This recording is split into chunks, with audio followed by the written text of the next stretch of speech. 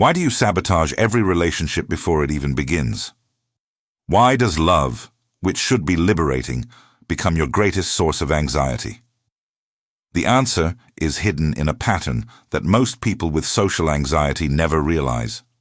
You're not afraid of being rejected. You're afraid of being known. Carl Jung revealed something disturbing about the human psyche. He discovered that we project our unintegrated shadow onto everything around us, especially the people we love most. And when it comes to romantic relationships, this projection turns into a devastating psychological trap. Look at your last attempt at a relationship. How many times did you cancel dates at the last minute? How many times did you interpret a dry text as rejection? How many times did you create catastrophic scenarios in your mind about what the other person was thinking? That isn't love. That is the shadow of conditional love you learn to accept as normal. The truth is, you're not looking for someone to love. You're looking for someone to validate the edited version of who you are. And this desperate search for romantic approval is exactly what destroys your chances of genuine connection. Social anxiety in love isn't about shyness. It's not about being an introvert. It's about carrying a psychological complex that turns every intimate encounter into a courtroom where you are simultaneously the defendant and the harshest judge. Jung called this an autonomous complex, a part of your psyche that operates independently of your conscious will, sabotaging your attempts at connection because it believes you are not worthy of being loved as you truly are. And here's the part no one tells you. The more you try to hide your insecurities behind a perfect persona, the more anxious you become. Because deep down, you know you're playing a role, and you know that if the other person finds out who you really are, they will leave. But what if I told you that this belief is an illusion created by your unintegrated shadow? What if the fear you feel of being vulnerable is exactly what's preventing you from experiencing true love? Today, you will discover the 8 specific challenges that people with social anxiety face in relationships. These are not just external obstacles. They are deep psychological patterns that operate in the unconscious, creating a reality where love becomes impossible.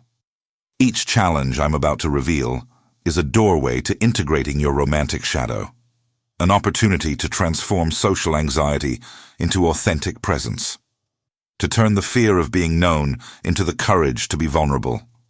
Because in the end, the person you are looking for isn't out there. They are in here, waiting for you to have the courage to integrate them completely.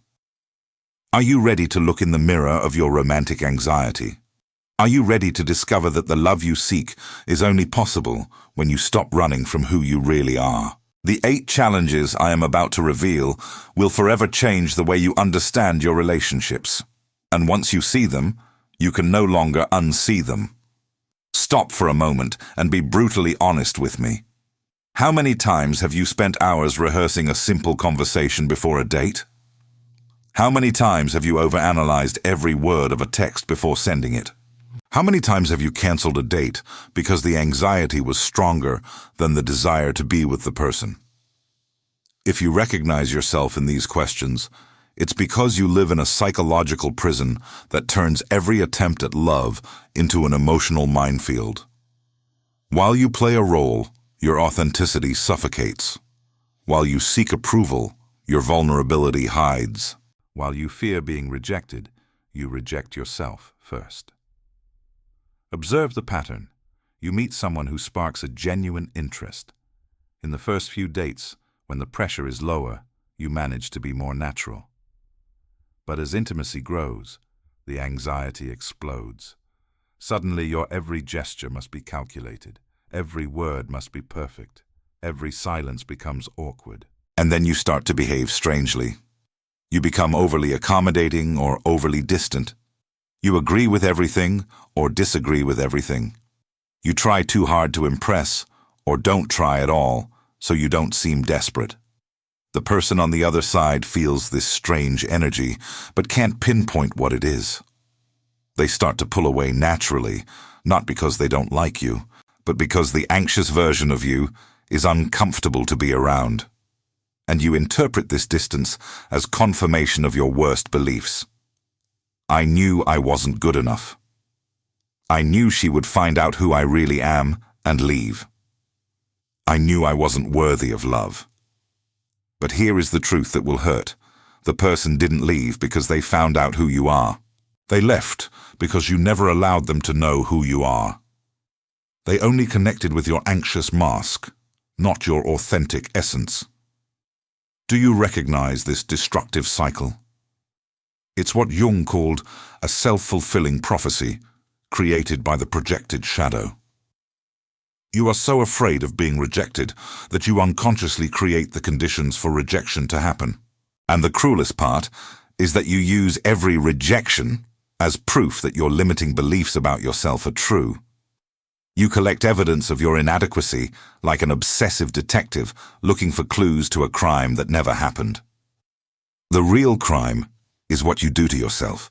It's how you murder your chances of genuine love before they are even born. It's how you feed the shadow of conditional love you learned in childhood and now project onto every adult relationship. But that changes today. Today, you will see the 8 challenges that keep you trapped in this cycle. And more importantly, you will understand how each challenge is actually an invitation to integrate a rejected part of yourself. Because when you stop running from your romantic shadow and start integrating it, something magical happens. Love ceases to be a battlefield and becomes a sacred space for authentic connection between 2 real people. Are you ready for this meeting with yourself? Why does social anxiety intensify specifically in romantic relationships? The answer lies in what Jung identified as the conditional love complex, a psychological pattern formed in childhood that contaminates all your attempts at adult intimacy. Imagine your mind as a gigantic emotional archive. From your earliest years, you recorded thousands of experiences that defined how love works. If you only received love when you behaved in a certain way, you developed the unconscious belief that you need to be perfect to be loved. If your caregivers were critical, emotionally unavailable, or inconsistent, you internalized the idea that love is dangerous, temporary, and always conditional. These memories became the foundation of what Jung called an autonomous complex, a psychic structure that operates independently of your conscious will. Here's the mechanism.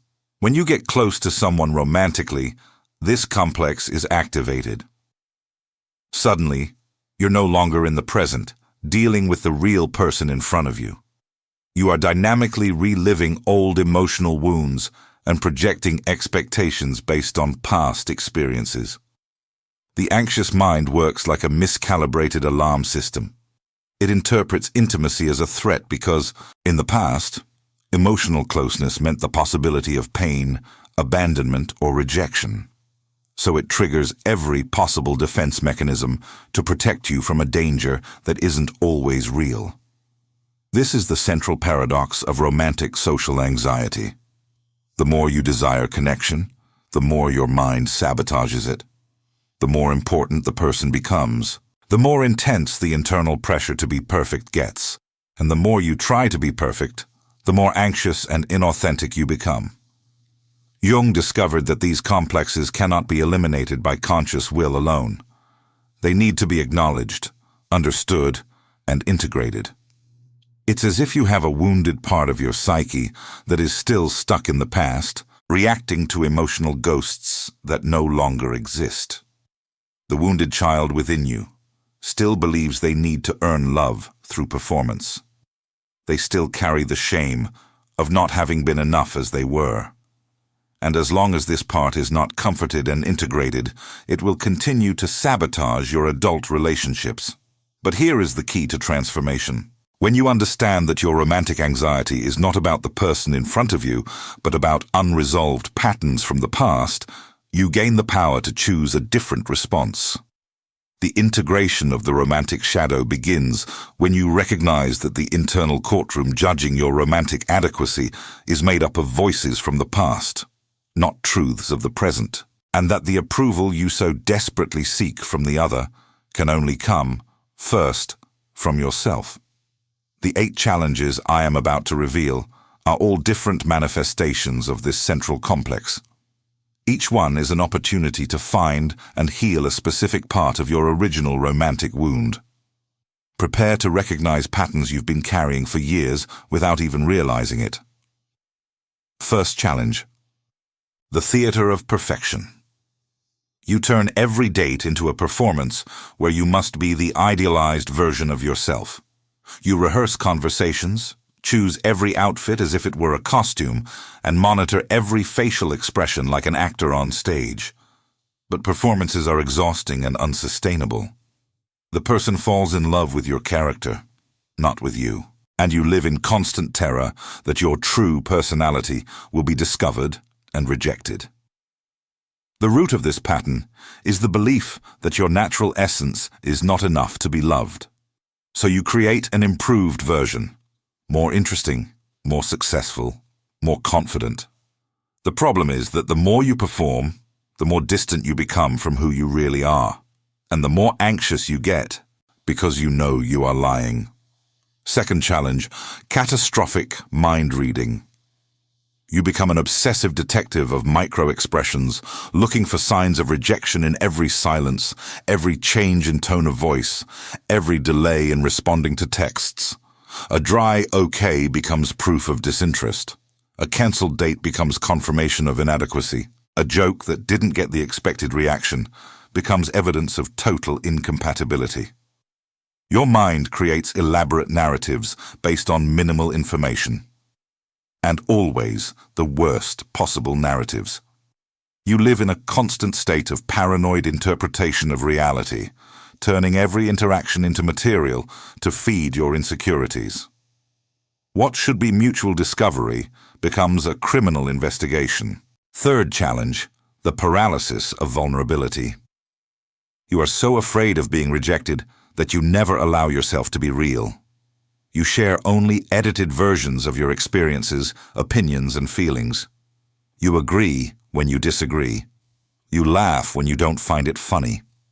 You show interest when you're confused. You become a mirror of what you imagine the other person wants to see.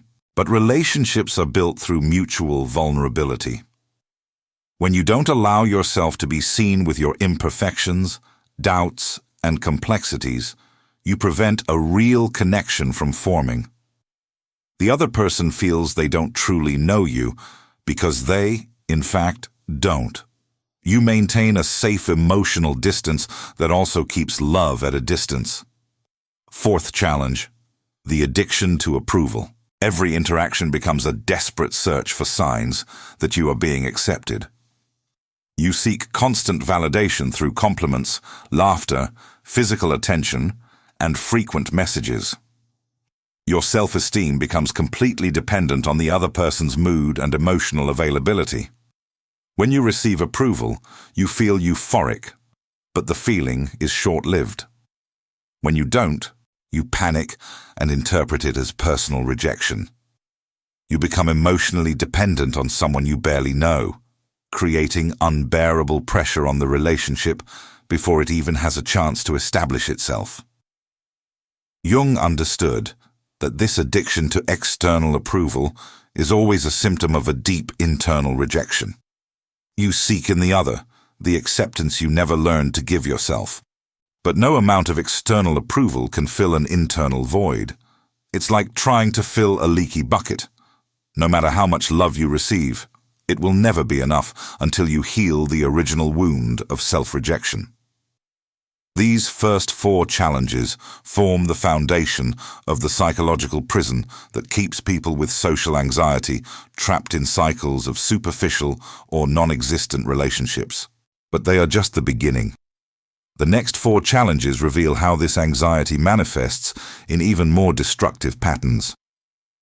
Fifth challenge: the unconscious saboteur. Just when the relationship starts to get serious, you find reasons to destroy it.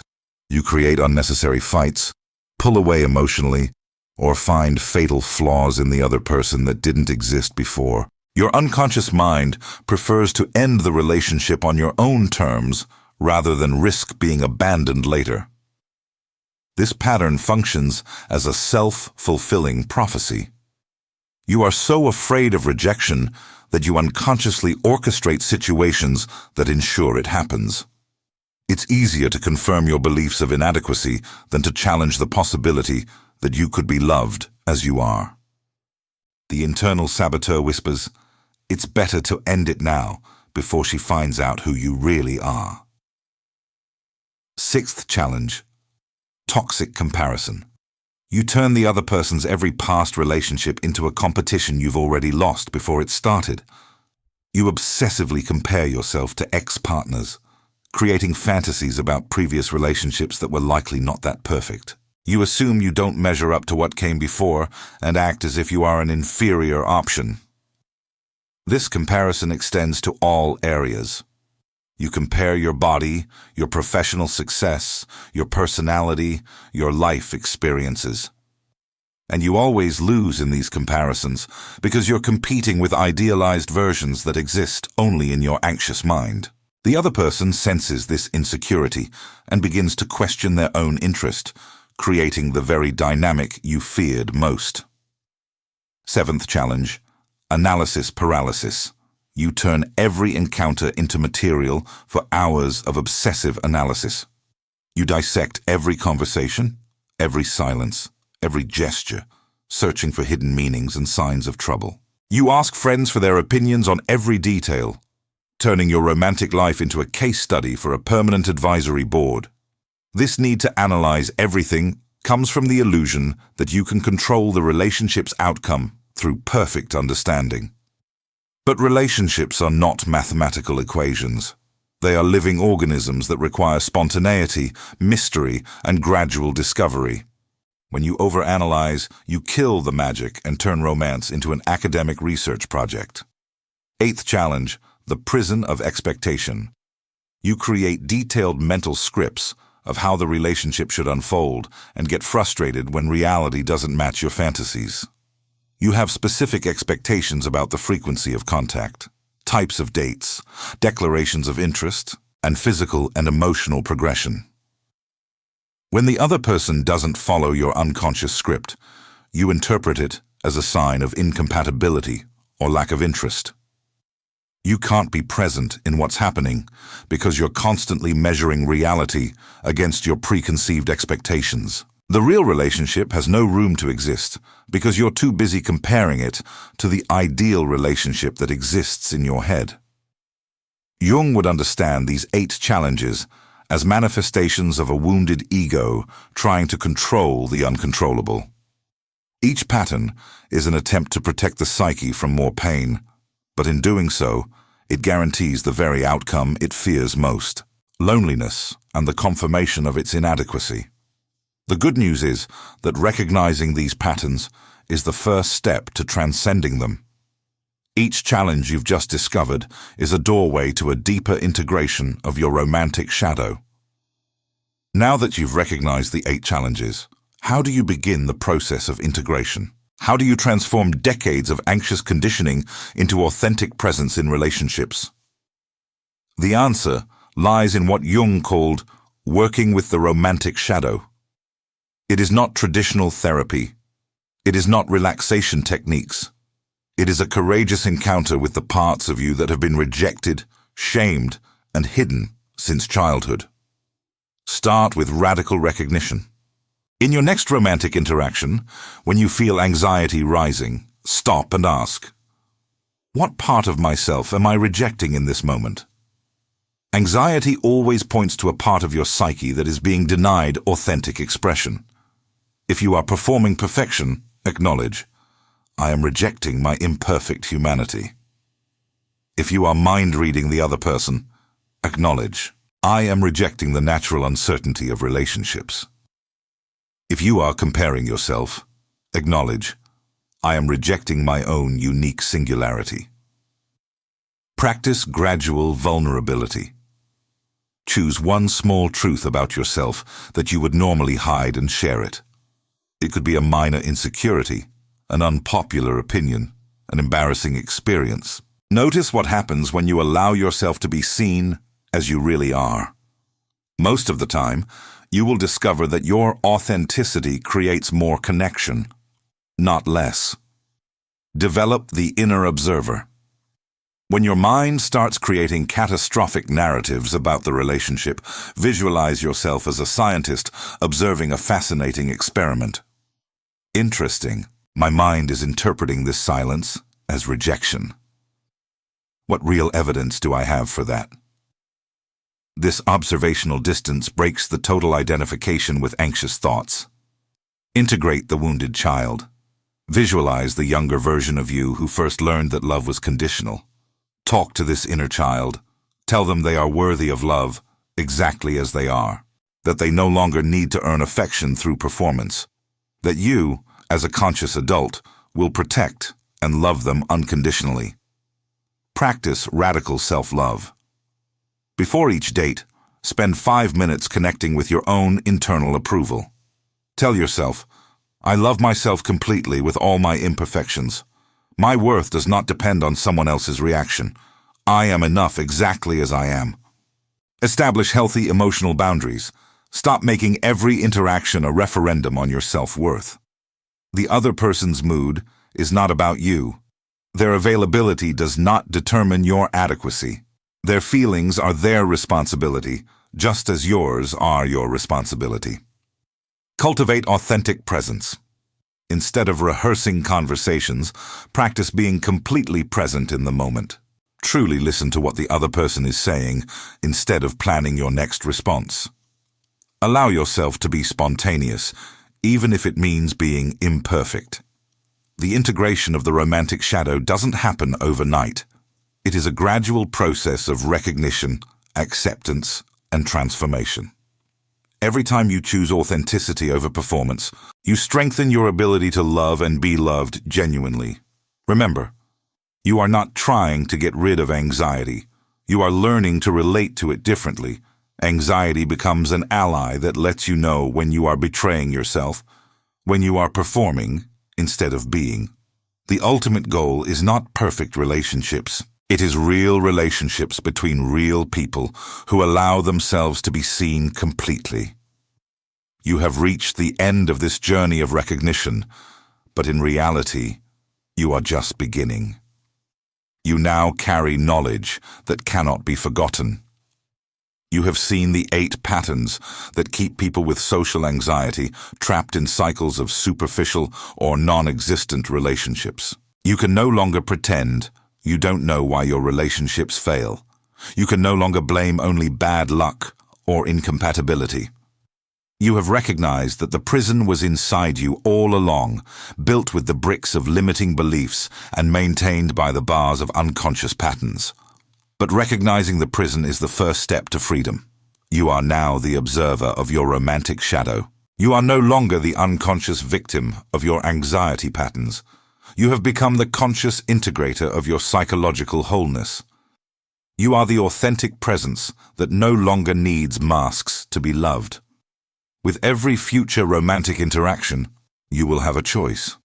You can fall back into the old, familiar patterns of performance, obsessive analysis, and a desperate search for approval. Or you can choose the courage of authentic vulnerability.